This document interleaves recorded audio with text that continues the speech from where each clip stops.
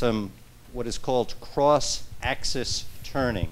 When we see the different turnings, such as when John does the famous ducks, they're all parallel axis. So what Sam's going to do tonight is to show us how, if you cross axes and moving it around, how you'll come up with some very interesting and unique shapes.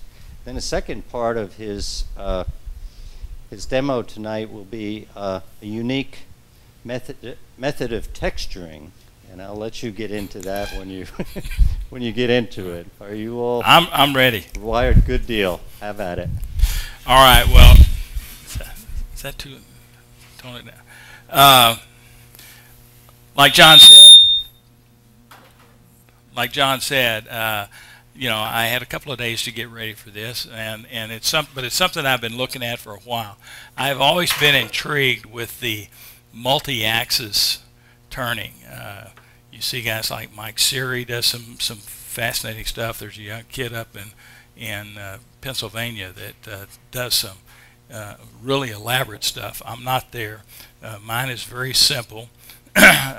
We'll take a cylinder and we're going to turn it on 3 axes, but we're going to cross each of those axes in succession such that the finished product will have a surface where the wood will look like there is a swirl as you finish up. So a couple of things that I've done is I've already rounded out the blank, found my centers. On this end, I rounded off the edge so that I'd have a better grip with the step center so that it doesn't break away. I'll send around some examples of where I tried before I used that technique, some learnings that didn't work out so well. And then on the other end, again, I've kept the 3 axes at equidistant and then mark them all. One of the key things that I've learned in trying to practice this is mark them well.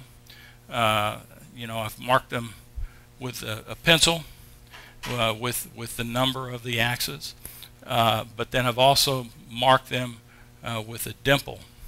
1 dimple for axis number 1, 2 dimples for axis number 2, and 3. It's amazing once you get to start to turning, especially on the small end, that your numbers go away. And if you mix your rotation up, it doesn't end up as a swirl. It doesn't work out so well. So I'm going to give that a try. Like I said, I haven't been at it long, but I've been fascinated with this whole multi-axis technique, and again, 3 axes, but each of the axes cross one another, so that you end up with a different.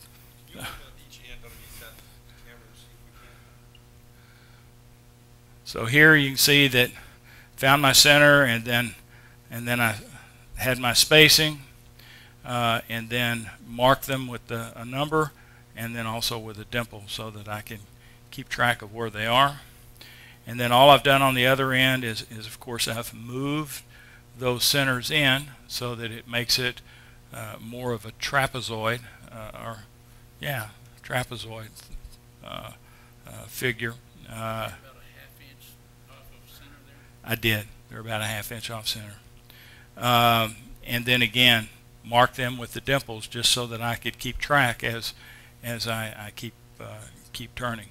And then as I go through, I'll turn on the headstock with it on number 1, and the tailstock will be number 2. Number 2 will go into number 3, and number 3 will go back into number 1 on the other end.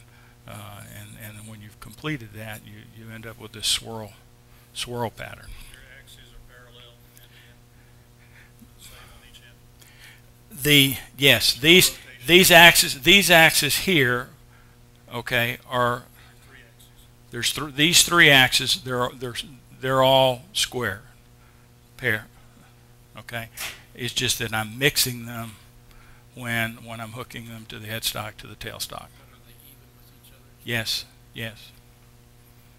Okay.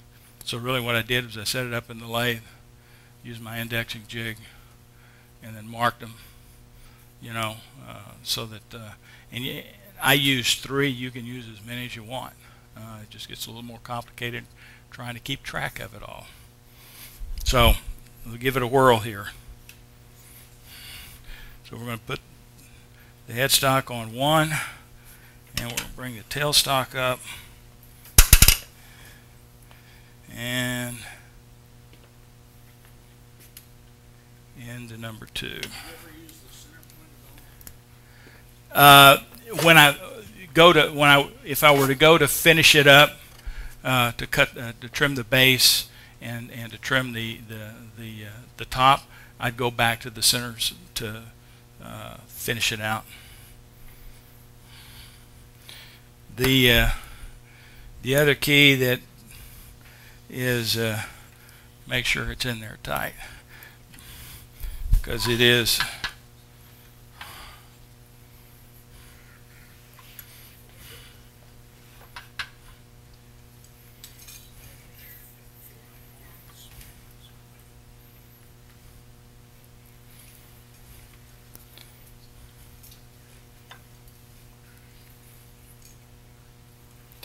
And then the concentric rings that I had on this end is just a way to gauge as to how deep I was cutting on each of the initial movements.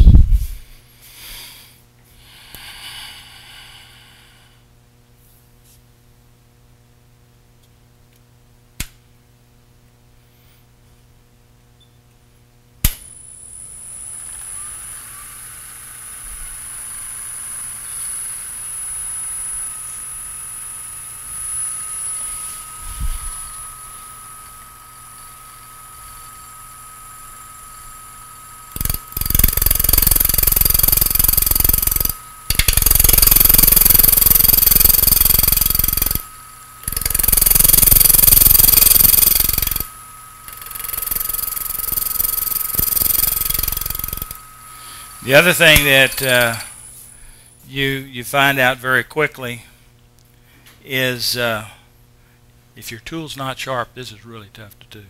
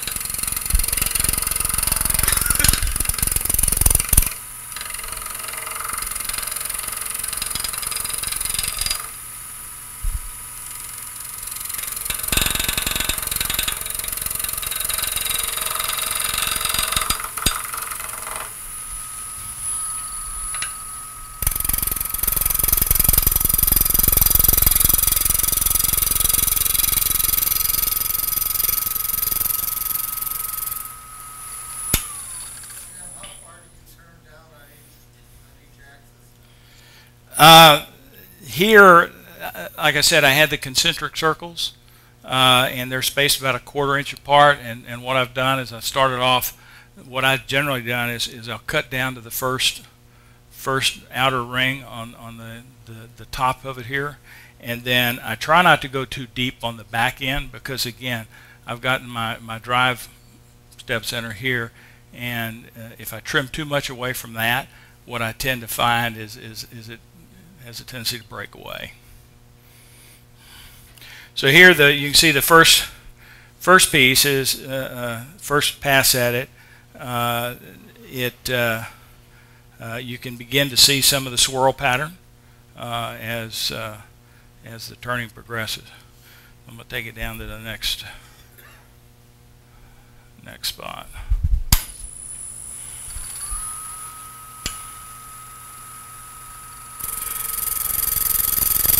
What I've tended to do is to try to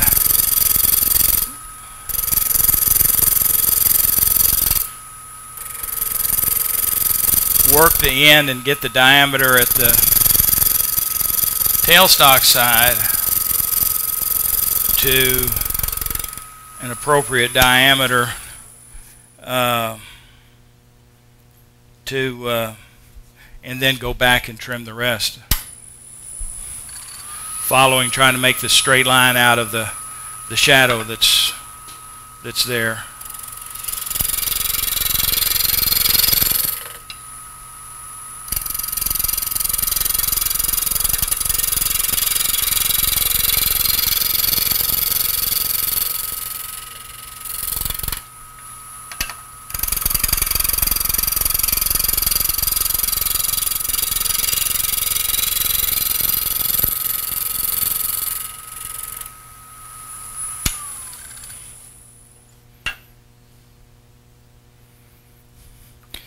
Now I'm going to loosen this up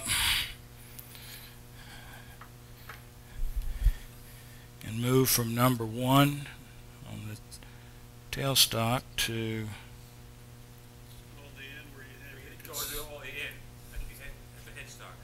You didn't cut right to the end. no, I didn't, because again, the problem is that as you cut further up into this headstock, you get very close to where that step center is, and then you tend to eat away at the mass at this end that it'll hold.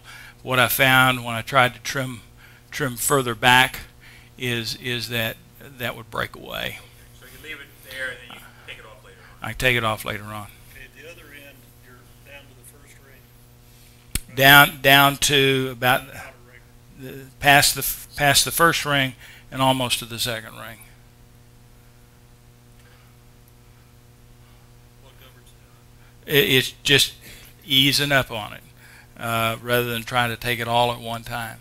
Going down to the second ring on each one? I'll go down to the second ring on each one as we go forward. So I'll cycle through it just to make sure that I've got the uniformity as we go. So we turn number 1, and So you're changing now? so I'm changing now.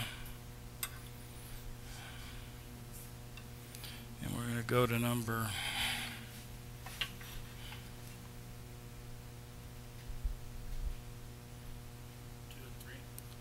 2 and 3.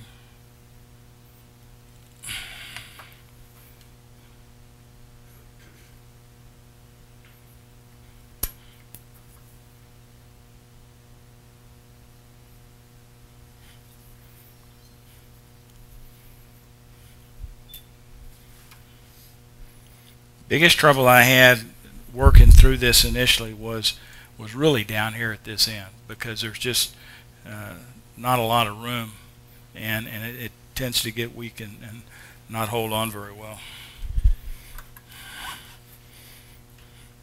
And with any of these where you've got these multiple axes, the one thing you want to make sure that you double check is that they're clear.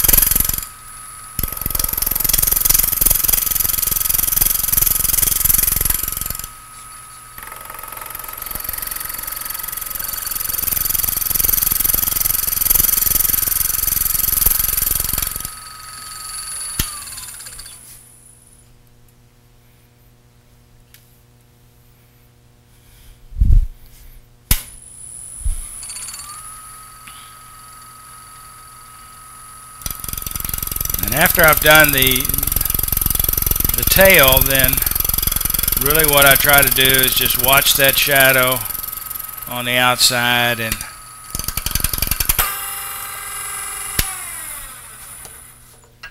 try to avoid a catch.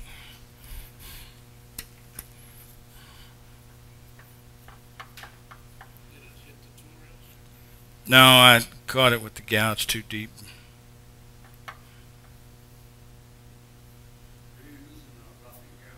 Yes.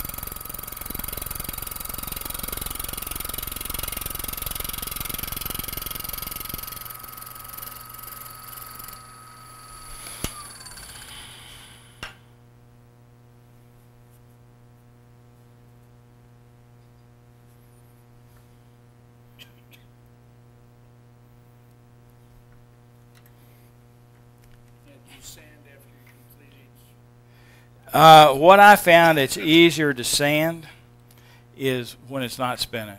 I'll take a flat object like a paint stirrer with a foam back. I wrap my sandpaper around that and then just sand that surface without it spinning.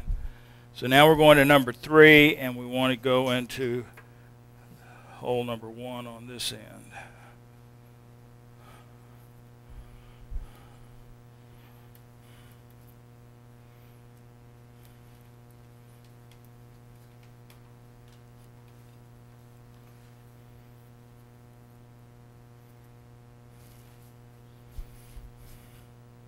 Easier to number the axis 1, 2, 3 on this end. Like 3, 2, 1 on this end, so the 1 and 1 or 1, so you use 2 and 2, you're using 3 and 3. You could. Messed up. Glenn said it may be easier to keep track of it is that as you begin and you mark the ends, that you already build in your rotation on the numbering on the tailstock side, such that number 1 would line up with number 1 on both the headstock and the tailstock, but they're offset by 120 degrees. Planning. Yeah.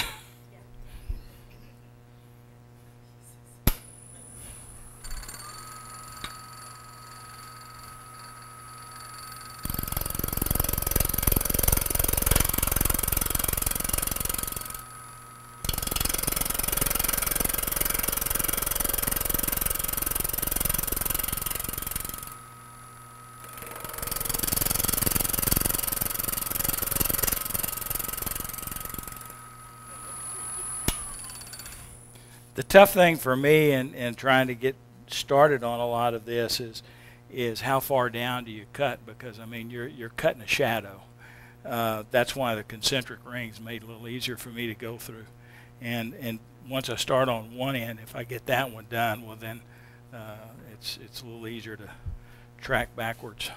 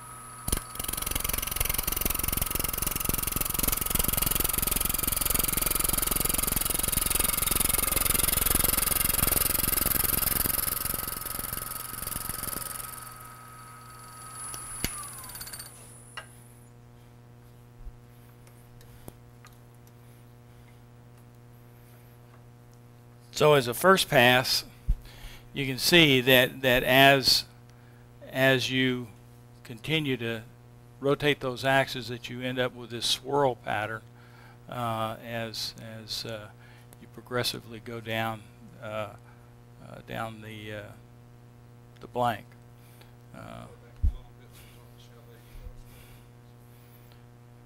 So that you've got this rotation. Now, again, trying to keep all of your curves parallel or in a constant path is dependent upon how well you can track to make sure that you've got that level line as you go down from one end to the other.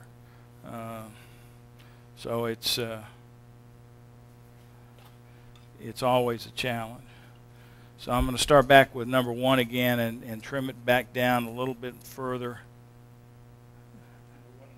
Number 1 and number 2. And I can tell you that I've gone, if you go in the reverse direction, it makes a mess of things. So I'm going to try to trim it down to about halfway down that next circle.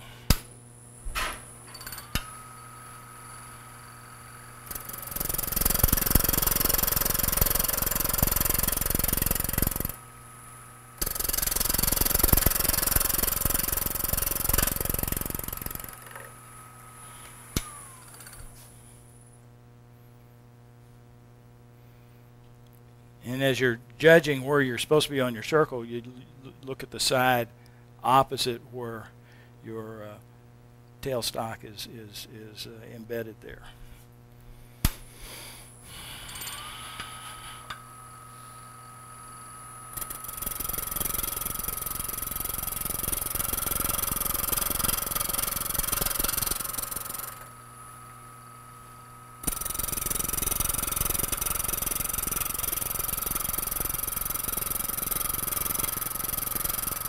Sure, the variations that you could go with this type of an approach is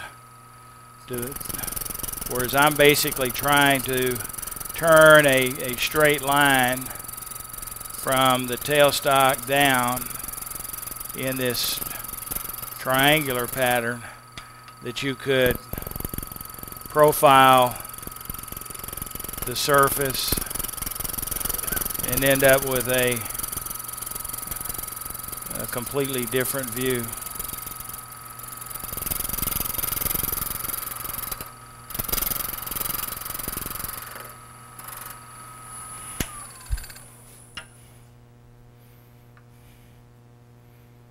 Okay, so now I'll go to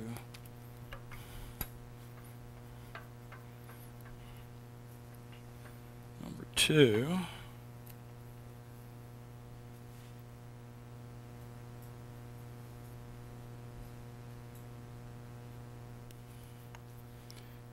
To number 3.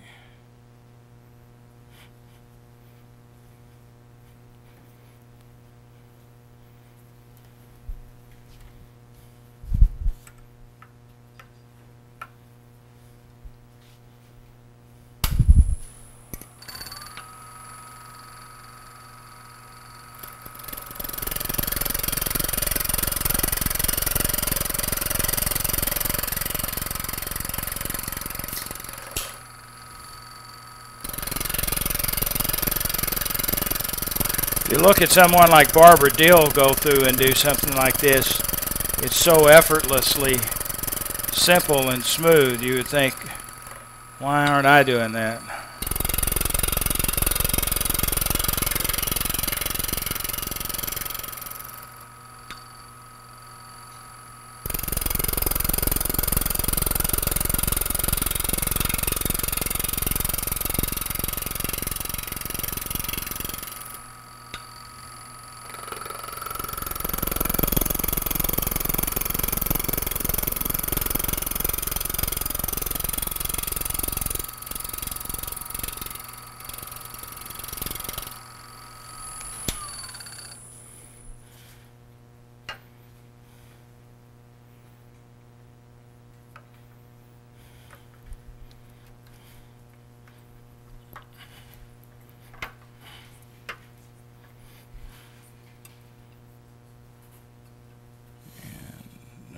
3 to number 1.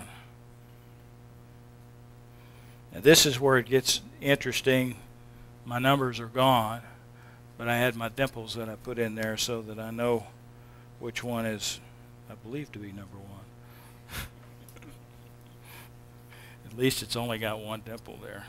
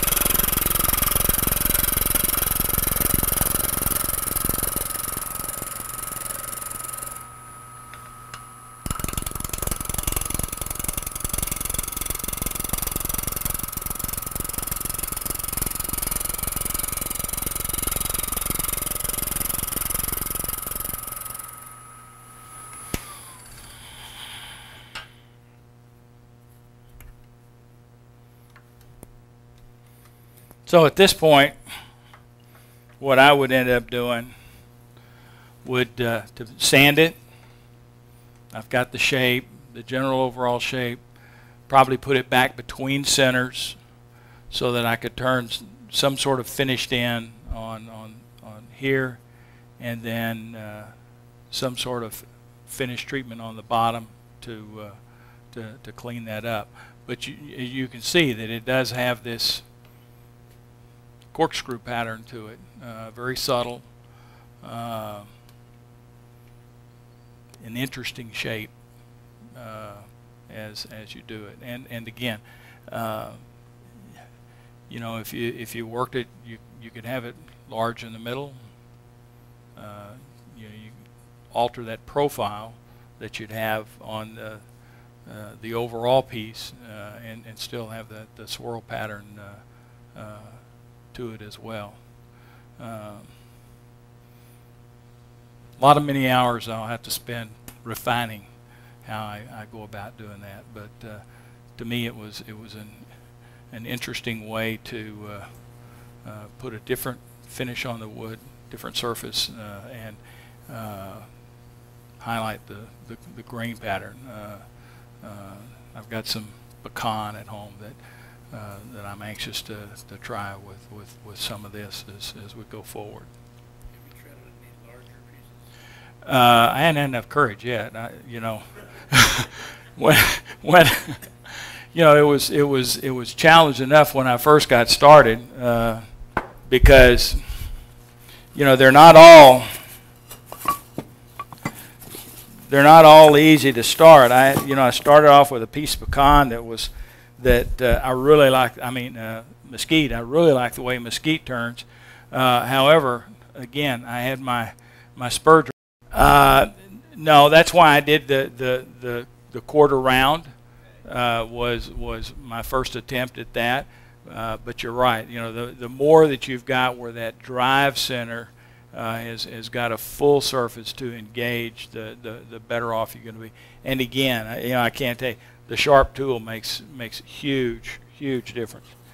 But with any of these, you know, you learn something on all of them. Here's one that got started, and I figured out that I didn't match my axes properly as I went through it, and so this one became no, it's never firewood. It's a blank for a smaller piece. I had one that I really messed up, and my wife came out and I says, "Well, I'm working on Christmas trees for you this year, dear." So you know, there is salvage value and as you go through these. But again, it was a fun thing to try. You know, like I said, I've seen John's and his ducks. You know, I hated to call it a tornado with as much stuff as we've been through in Oklahoma lately, but it's just a nice gentle curve up the side as we go through. Yes, John. On the drive end where you have this problem with you're going off the edge, could you put a waste block on there that's larger than what you're working on? I'm sure you could. Could you put where the challenge is with the drive center being so close to the edge? Could you put a waste block on the end? And the answer is yes. I mean, I've only been at this a couple of days, so there's many things I haven't tried yet, but they'll be there. Same thing is true on the tailstock end. Is working the angles down instead of going all the way to the end, leaving more of a mass at the end. But then, you know, with the bowl gouge or with come in at a tighter angle in there, bringing it more to a point as I go through it. Yes. So here's this one.